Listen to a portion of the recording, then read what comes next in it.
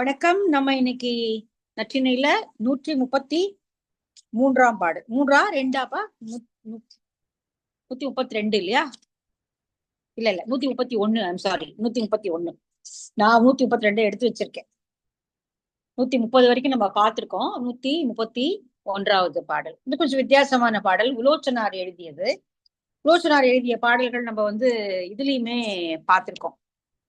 நம்ம குறுந்தொகையிலையும் பார்த்திருக்கோம் உலோச்சனாரோடது. உலோச்சனாருடைய பாடல் நிறைய பாடல் இதுல இருக்கு. கிட்டத்தட்ட ஒரு 20 பாடல் உலோச்சனார் எழுதிய பாடல் இதுல இருக்கு. நற்றினையில. குறுந்தொகையில நம்ம உலோச்சனார் பாடல் படிச்சிருக்கோம். சரி, இங்க நெய்தல் திணை. நம்ம இது வரைக்கும் பார்க்காத ஒரு துறை இது. இங்க திருமணம் முடிந்ததற்கு அடுத்த நாள் தோழி போய் தலைவனையும் தலைவியையும் பாக்குறா. அப்ப இந்த களவு காலத்துல அவளுடைய மனது சோர்வுறாமல் அவளை பார்த்து நின்றது நீதான், நீ பெரியை அப்படின்னு சொல்லி தலைவன் தோழிய வாழ்த்துறான்.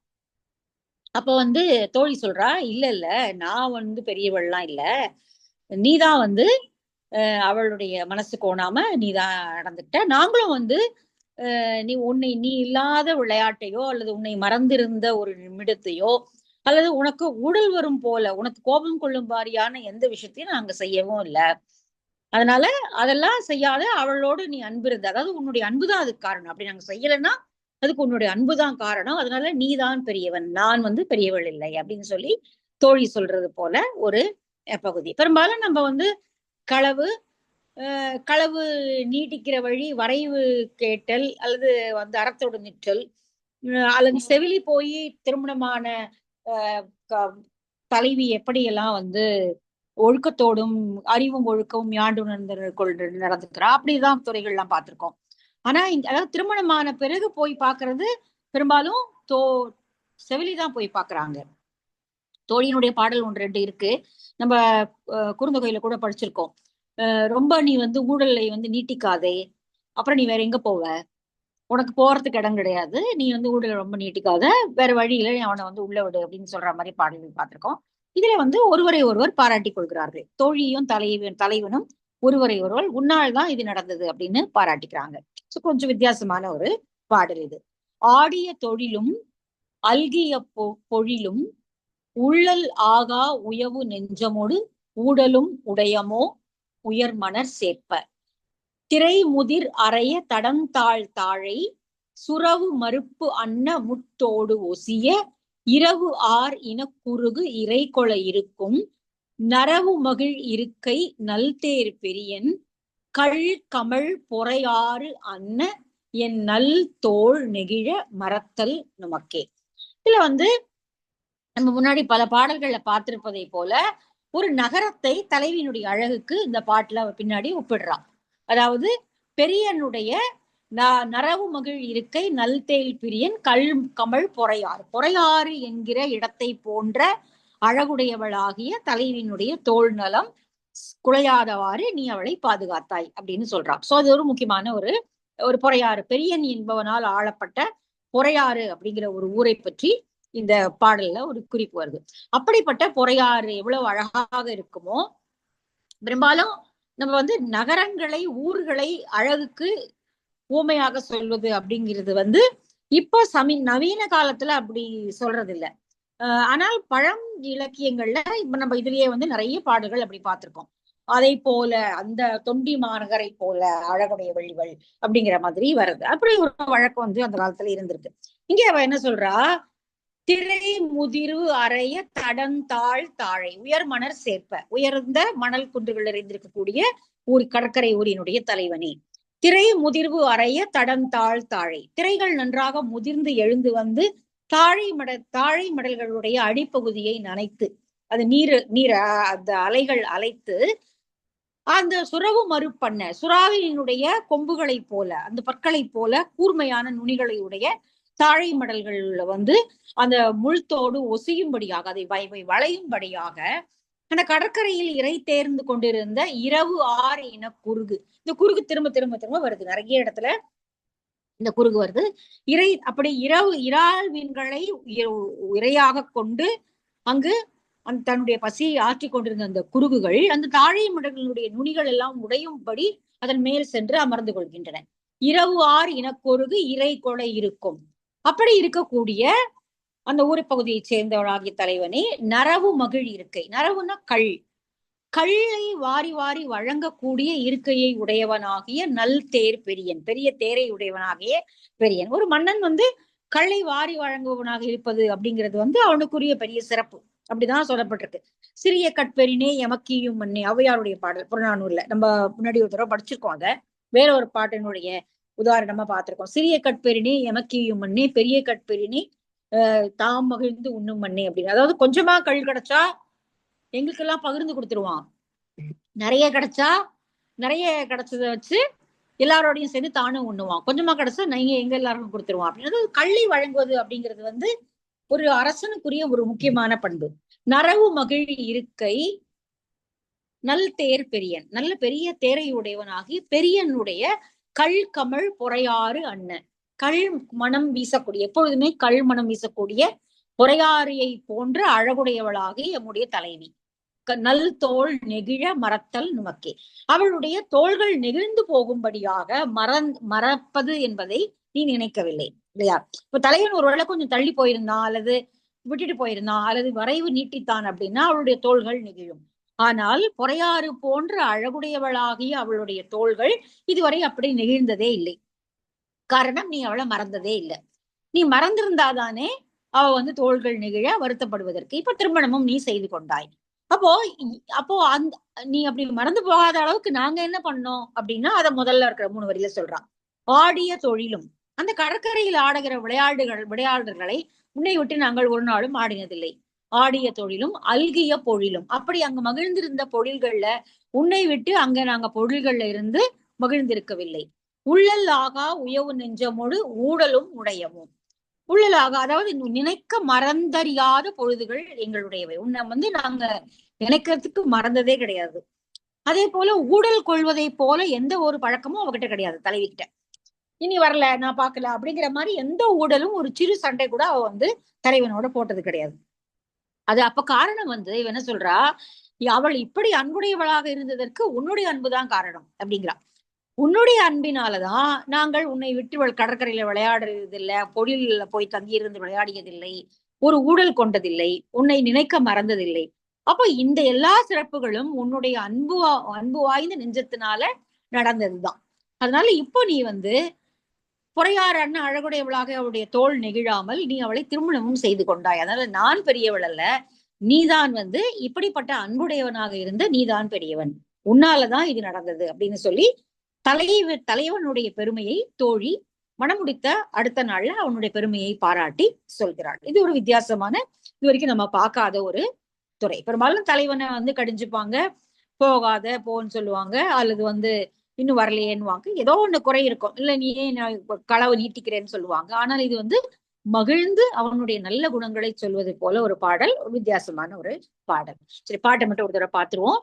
ஆடிய தொழிலும் அல்கிய பொழிலும் உள்ளல் ஆகா உயவு நெஞ்சமொடு ஊடலும் உடையமோ உயர்மணர் சேப்ப திரை முதிர் அறைய தடந்தாள் தாழை சுரவு மறு பண்ண முத்தோடு ஒசிய இரவு ஆர் இனக்குறுகு இறை கொள இருக்கும் நரவு மகிழ் இருக்கை நல் தேர் பெரியன் கள் கமழ் பொறையாறு அன்ன எம் நல் தோல் நெகிழ மறத்தல் நுமக்கே. என் அப்படின்னு இங்க சொல்றா. ஆனா அவங்கிறது இந்த எண்ணுங்கிறது தலைவியை தான் குறிக்கும். எங்களுடைய தோள்கள் நிகழாமல் எங்களுடைய தோள்கள் அப்படின்னு சொன்னாலும் அது தலைவியினுடைய தோள்களை தான் குறிக்கிற மாதிரி நம்ம எடுத்துக்கணும். அந்த என் எம் யாம் அப்படிங்கிறதெல்லாம் தலைவியை குறிக்கிற சொற்கள் தான். சரியா? நல்ல பாட்டு, உலோச்சனாருடைய பாடல். சரி, அடுத்த பாட்டு போலாம். நெய்தல் திணை பாடல். அடுத்தது நெய்தல் திணை பாடல் தான். ரொம்ப அழகான பாட்டு. ஆனா இதுக்கு ஆசிரியர் யாருன்னு தெரியல. இங்க காப்பு அதிகமாக இருக்கிறது. இரவு நேரத்துல தலைவன் வருவதாக சொல்லி சென்றிருக்கிறான். வந்துட்டானா வரலையான்னு தெரியாது. ஆனால் இரவு நேரத்துல ஊரெல்லாம் தூங்கிருச்சு, ஆனால் காப்பு வெளியில மிகுதியாக இருக்கிறது. சொல்ல போக முடியாது. நாய்கள் கூட தூங்கல. இரவு நேரத்துல பனிக்காற்று வீசுகிறது, பனி துவலைகள் இருக்கின்றன. கடற்கரையில் இருந்து வரக்கூடிய மழை போல துவலைகள் இருக்கிறது. அது நாய் மேல பட்டு நாய்கள் தூங்காமல் சுற்றி கொண்டிருக்கின்றன. காவலர்கள் கடுகி அங்கே காவல் காத்து கொண்டிருக்கிறார்கள். எப்படி அவனை பார்க்கது? இனிமே இந்த இரவு நேரத்துல அவனை பார்க்க முடியாது போல இருக்கு.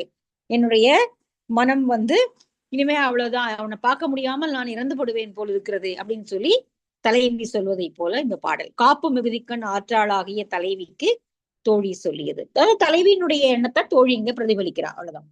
பேரூர் துஞ்சும் யாரும் இல்லை திருந்து வாய் சுரவம் நீர் கான்று ஒய்யென பெருந்தெரு உதிர்த்தரு பெயலரு தன்வழி போரமை கதவ புரைதொரும் தூவ கூரெயிற்று எகினம் நடுங்கும் நல் நகர் பயில் படை நிவந்த பல்பூம் சேக்கை அயலும் மான் சிறையதுவே அதன்தலை காப்புடை வாயில் போற்றுவோ என்னும் யாமம் கொள்பவர் நெடு நா ஒன்மணி ஒன்று எரி பாணியின் இரட்டும் இன்று கொள் அழியன் ஒன்றும் நாளே. நான் இறந்து படக்கூடிய நாள் இன்றுதான் போல் இருக்கிறது. இன்று கொள் அழியேன். அழியன்னா இறத்தலுக்கு உடையவளாகிய நான் பொன்றும் நாள். பொன்றும்னா இறந்து போறது. இந்த காப்பு மிகுதியாக இருக்கிறது, வெளியில போகவே முடியாது, அவனை பார்க்கவே முடியாது அப்படின்னும் போது அந்த பார்க்க முடியாத துன்பத்திலேயே நான் இறந்து போகின்ற நாள் இன்றுதான் போல் இருக்கிறதே அப்படின்னு சொல்லி தலைவியினுடைய கூற்றை தன் கூற்றாக இங்கே தோழி சொல்கிறாள். பெரிய ஊர், அது நல்ல பெரிய ஊரு. பேரூர் துஞ்சும், நல்ல ஊரே தூங்குது. நம்ம முன்னாடி கூட ஒரு பாட்டு பார்த்திருக்கோம், முட்டுவேன் கொல் தாக்குவேன் கொல் ஒரேன் யாரும் ஓர் பெற்றி மேலிட்டு என் உயவு நோய் அறியாது துஞ்சும் ஊர்க்கே. ஊரே தூங்குகிறது. அப்புறம் இந்த கண்ணதாசனுடைய பாட்டு இதை வச்சுதான் வரும்னு நினைக்கிறேன். பூ உறங்குது பொழுதும் உறங்குது, நான் உறங்கவில்லை, காணுறங்குது காற்றும் உறங்குது, நான் உறங்கவில்லை அப்படின்னு வரும். நல்லா அழகான பாட்டு, பி சுசிலாவோட பாட்டு. சோ கிட்டத்தட்ட ஒரு சங்க இலக்கியங்கள்ல இருந்து தான் அப்படி எடுத்து ஆண்டிருக்காரு. பேரூர் துஞ்சும், இந்த பெரிய ஊர் தூங்கிடுச்சு, யாரும் இல்லை, யாரும் ஒருத்தருடைய சத்தமும் அரவமும் ஒண்ணுமே கிடையாது. பேரூர் துஞ்சும், எல்லாருமே தூங்குறாங்க. நடுநிசியும் தாண்டின நேரமா இருக்கலாம், யாரும் இல்லை. திருந்து வாய் சுரவம், இது ரொம்ப அழகான கற்பனை. சுறா மீன் அதனுடைய வாயில நிறைய தண்ணியை எடுத்துக்கொண்டு அப்படி ஊதுதான், அப்படி தண்ணி மேல அப்படி தெளிக்குது. அது நிறைய தண்ணி கேல பண்ணும் இல்லையா, தண்ணி நிறைய குடிக்கும். இல்ல கடல்ல இருக்கிறதுனால அது தண்ணி அப்படியே அது வாய்க்குள்ள வச்சுக்கிட்டு அது மேல அப்படி துப்புதான். அப்படி துப்பும் போது அந்த தண்ணீர் மேகமாகி மேல போகுதான். நல்ல கற்பனை இது. திருந்து வாய் சுரவம் நீர் கான்று, அது நீரை அப்படி துப்பும் போது தன் வாயிலிருந்து நீரை அப்படி வேகமாக வெளியிடும் போது அது வந்து ஒய்யன, அது அப்படியே மேல அந்த தண்ணீர் மேல போய் பெருந்தரு உதிர்த்தரு பெயலரு தன்வழி, அது அப்படியே மேகமாக போய் அது மழையாக பெய்கிறது, மழையாக தூவுகிறது. அந்த பெரிய தெருக்களில் இப்பொழுது வந்து அந்த போர்க்கதவம், பெரிய பெரிய கதவுகள் இருக்கக்கூடிய வீதி அது. பெரிய ஊர்னு சொல்லிட்டா ஏற்கனவே, அதனால வீதிகள்ல இருக்கக்கூடிய வீடுகள்ல பெரிய பெரிய கதவுகள் இருக்கின்றன, போர்க்கதவம் இருக்கின்றன. அந்த போர்க்கதவங்கள்ல இருக்கக்கூடிய ஓட்டைகளின் வழியாக இப்படி மேகமாக மழை தூவல் வரும் பொழுது அது வந்து அப்படியே அந்த போர்க்கதவங்களுக்கு நடுவில் இருக்கக்கூடிய அந்த ஓட்டைகள், அந்த தாழ்பால் அது வழியாக உள்ளே தெரிக்கிறது அந்த தண்ணீர். அந்த கோட்டைக்கு உள்ள இருக்கக்கூடிய நாய்கள் தூங்காமல் சிலிர்த்துக் கொள்கின்றன. அந்த தண்ணீர் பட்டு அந்த நீர் துளைகள் பட்டு அந்த நாய்கள் நடுங்குகின்றன. போர் அலை கதவம் புரைதோறும் தூவ, அந்த கதவுகளுக்கு நடுவில் இருக்கக்கூடிய சின்ன சின்ன அந்த இடைவெளிகள்ல அந்த தண்ணீர் தூவி உள்ளே வருது. அந்த வேற எதுவும் யாரும் உள்ள வர முடியாது, இந்த நீர்த்திவளை தான் உள்ள வர முடியும். அப்போ கோட்டை கதவுக்கு உள்ள படுத்துக் கொண்டிருக்கக்கூடிய காவல் காக்கக்கூடிய கூர் எயிற்று எகினம், கூர்மையான பற்களை உடைய நாய்கள் நடுங்கும் நல்நகர். அப்ப என்ன அர்த்தம்னா அந்த நாயும் தூங்கல. இப்ப இப்படி தண்ணி தெளிச்சதுன்னா அது எங்க தூங்கும் இல்லையா? அப்ப யாரும் வர முடியாது. எல்லாரும் தூங்குறாங்க வரலான்னு பார்த்தா நாய் தூங்கல. அது வந்து இந்த மாதிரி சுறாமீன் வாயிலிருந்து தண்ணீர் தெரிச்சு அது மேகமாக போய் அது மழையாக பொழிஞ்சு அந்த தண்ணீர் தூவி அது வந்து அப்படியே அந்த தெருக்கள் எல்லாம் அந்த கதவுகள் போர்க்கதவத்தையும் மீறி அது உள்ள தெரிக்கிறது. நாய்கள் தூங்காமல் நடுங்கி கொண்டிருக்கின்றன. சரி, அப்புறம் வந்து சரி என்ன பண்றது, இந்த இரவு பொழுதுல வந்து நல்ல படுக்கையின் கண் தான் படுத்திருக்காங்க இவங்க. அதுதான் இங்க சொல்றா. பயில் படை நிவந்த பல்பூன் சேக்கை அயலும் மான் சிறை அதுவே. இந்த படுக்கையை பொழுது சிறை போல ஆகிவிட்டது. நல்ல அழகான படுக்கை தான், நல்ல அழகான மலர் தூவி இரவுகள் எல்லாம் விரிக்கப்பட்ட நல்ல படுக்கை. ஆனால் அது மான் சிறை, அதுவே ஒரு மாற்றுமைப்பட்ட சிறையை போல, ஒரு காப்பு மிகுதியை போல ஆகிவிட்டது.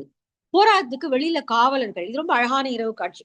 வெளியில வந்து காவலர்கள் சுத்திட்டு இருக்காங்க. இந்த பாராக்காரர்கள் சொல்லுவாங்க இல்லையா, அவங்க அவங்க வந்து அவங்களுடைய கைகள்ல இருக்கக்கூடிய நெடுவேல் ஒளி பொருந்திய மணியின் ஓசை, அவங்க வந்து கையில மணி வச்சிருக்காங்க, ஒளி பொருந்திய மணியை வந்து வச்சிருக்காங்க. ஒருத்தருக்கு இன்னொருத்தரை வந்து அவங்க குரல் கொடுக்குறாங்க. குரல் கொடுத்து காப்புடை வாயில் போற்றுவோ. ஓ அப்படின்னா விழி மாதிரி. யாரா அங்க பாத்துக்கிறீங்களா, காவல் காக்குறீங்களா, இருக்கீங்களா அங்க அப்படின்னு சொல்ற மாதிரி இங்க இருந்து ஒரு குரல். இங்க இருக்கிறவன் இந்த இந்த முக்குல இருக்கிறவன் குரல் கொடுப்பான், அங்க இருந்து ஒருத்தன் உடனே குரல் கொடுப்பான், அங்க இருந்து ஒருத்தன் அப்படியே குரல் கொடுப்பான். சோ அப்படி அந்த பெரிய நகரத்தை அவங்க காவல் காக்குறாங்க. அழகான ஒரு இரவு காட்சி இல்லையா, நல்ல இரவு பொழுது, பனி வீசக்கூடிய நீர்த்திவளைகள் தெரிக்கக்கூடிய இரவு, கதவுகள் எல்லாம் மூடி இருக்கின்றன, யாருமே இல்ல, எல்லாரும் தூங்குறாங்க, இவ மட்டும் முழிச்சிருக்கா. மேபி இவளும் தோழியும் முழிச்சிருக்கா. தலைவன் வருவானா வருவானா வரமாட்டாரான்னு தெரியாது. நாய்கள் தூங்கல. காவற்காரர்கள் போற்றுவோர்கள் இருக்கிறீர்களா, காவல் காப்பவர்கள் இங்கதானே இருக்கீங்க அப்படின்னு சொல்லி செக் பண்ணிக்கிறாங்க, அவங்க ஒருத்தர் ஒருத்தர் இருக்காங்களா அப்படின்னு.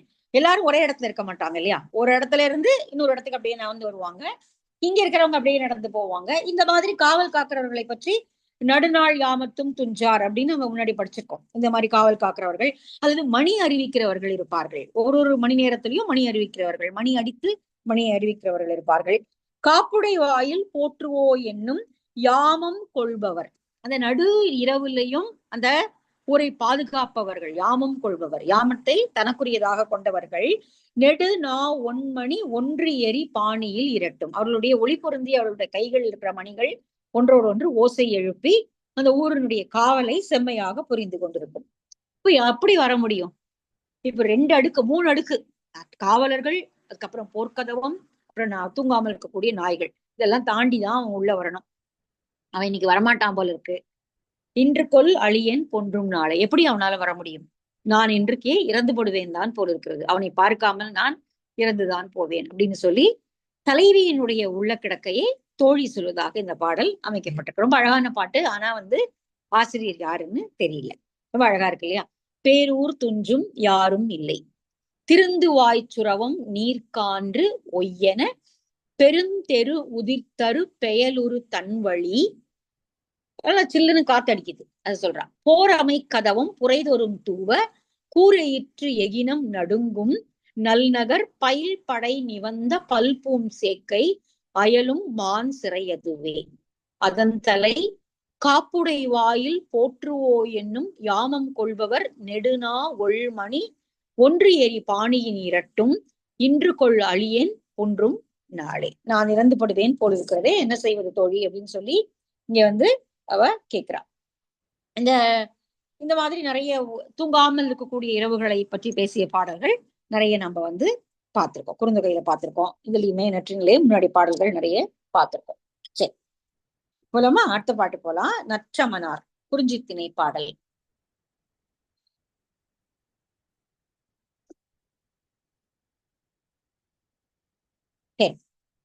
இங்க வந்து தலைவன் பிரிஞ்சு போயிருக்கான், ஊரார் அலர்த்தூற்றுகிறார்கள், இவளுடைய வடிவு மாறுபாடுகளை கண்டு அலர்த்தூற்றுகிறார்கள்.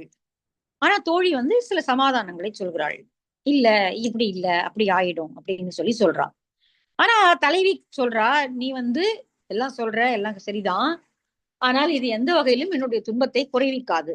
மாறாக கொள்ளனுடைய உலைக்களத்துல அவன் இரும்ப அடிக்கும் போது அது மேல கொஞ்சம் தண்ணி தெளிப்பான் இல்லையா, பக்கத்துல இருக்கக்கூடிய பனை மடல் தோடுகள்ல, அது பாத்திரம், இப்ப நம்ம எல்லாம் ஜக்கோ ஏதோ யூஸ் பண்றோம், இது மாதிரி. அப்ப வந்து பனை மடத்தினுடைய தோளால செய்யப்பட்ட அந்த ஓடுகளால செய்யப்பட்ட ஒரு குவளை மாதிரி அதை வச்சிருப்பாங்க போல இருக்கு. அதுல இருந்து கொஞ்சம் தண்ணீர் எடுத்து அவன் அந்த இரும்பு மேல தெளிக்கிறான். தெளிச்சா அது கொஞ்சம் ஒரு ஒரு சட்டுன்னு அந்த வெப்பம் குறையும் இல்லையா, முழுசா குறையாது, இரும்பினுடைய வெப்பம் அதிகம், அதுல தெளிக்கக்கூடிய தண்ணீர் உடனே ஆவியாயிடும். ஆனா ஒரு ஒரு ஒரு வினாடிக்கு கொஞ்சம் குறைவான நேரம் வெப்பம் குறைஞ்ச மாதிரியான ஒரு உணர்வை அது தரும், அவ்வளவுதான். நீ சொல்லக்கூடிய இந்த இந்த சமாதானங்கள் அப்படித்தான் எனக்கு. ஆனால் சரி, நான் கேட்டுக்கிறேன், அவ்வளவுதான். நீ வந்து சொல்றதெல்லாம் சரிதான், ஆனால் அது வந்து இப்படிப்பட்ட ஒரு ஒரு நொடி கூட அது வந்து அந்த சமாதானங்கள் எடுபடாது. மாறாக என்னுடைய துன்பம் அப்படிங்கிறது வந்து உண்மைதான் அப்படிங்கிறா. தலைவன் மனம் புரிய வேண்டி பொருள் ஈட்டுபவனாய் போயிருந்து போயிருக்கிறான். அவன் காலம் நீட்டித்தமையால் அதனை பெறாது வருந்திய தலைவியை நோக்கி தோழி, தலைவன் விரைந்து வருவான், வருந்தாதே என்கிறார். அதற்கு மறுமொழியாக தலைவி வந்து இதெல்லாம் சொல்றான். நீ சொல்ற சமாதானங்கள் எல்லாம் நான் எடுத்துக்கிறேன். ஆனால் அது இரும்பு இரும்பை உருக்குபவனுடைய உலைக்களத்துல ஒரு சொட்டு நீர் தெளித்தது போன்றதுதான். அதுக்கு மேல அதுக்கு எந்த விதமான பயனும் கிடையாது. சரி நீ சொல்லு, நான் கேட்கிறேன், அவ்வளவுதான் அப்படின்னு சொல்லி சொல்ற. அழகான பாட்டு. தோளே தொடி கொட்பு ஆனா கண்ணே வாளீர் வடியின் வடிவு இழந்தனவே நுதலும் பசலை பாயின்று திதலை சில் பொறி அணிந்த பல்காள் அல்குல் மணியேர் ஐம்பால் மாயோற்கென்று வெள்வாய் பெண்டிற் கவ்வை தூற்ற நாம் உரு துயரம் செய்பலர் என்னும் காமுறு தோழி காதலம் கிழவி. நீ காதலம் கிழவிகளை சொல்கிறாய். இரும்பு செய் கொல்லன் வெவ்வுலை தெளிந்த தோய் மடல் சில்நீர் போல நோய் மலி நெஞ்சிற்கு ஏமம் ஆம் சிறிதே. ஏமம்னா பாதுகாப்பு. நீ சொல்லக்கூடிய வார்த்தைகள் என்னுடைய நோய் மலிந்திருக்கக்கூடிய, மலிந்தனா மிகுதியாக இருக்கக்கூடிய மனதிற்கு ஒரு சின்ன பாதுகாப்பு போல இருக்கு, அவ்வளவுதான். அதுல ஒன்னும் பெருசா அதுல இருந்து எனக்கு வேற பெரிய வேறுபாடெல்லாம் வந்துடாது. ஆனால் என்னுடைய நொந்த மனதிற்கு ஒரு சிறிது பாதுகாப்பான ஆறுதல் மொழிகளை நீ சொல்கிறாய், நான் அதெல்லாம் கேட்டுக்கிறேன். ஏற்கனவே ஊரார் அலர்த்தூற்ற ஆரம்பித்து விட்டார்கள். அவன் வரல. அவன் சொன்ன காலம் வரல. என்னிடம் விருப்பம் மிகுந்த தோழியே, இங்க காள் அப்படின்னா பல்கால் அழுகுல். பல்காள், கால்னா பலவிதமான வரிகளை உடைய. வரிகளைனா வடம் இடுப்புல அணிஞ்சிருக்கிறது. அல்குல் அப்படின்னா இடுப்பு பகுதி இல்லையா? அதுல பல வடங்களை போட்ட மேகலையை அவள் அணிந்திருக்கிறாள். அதெல்லாம்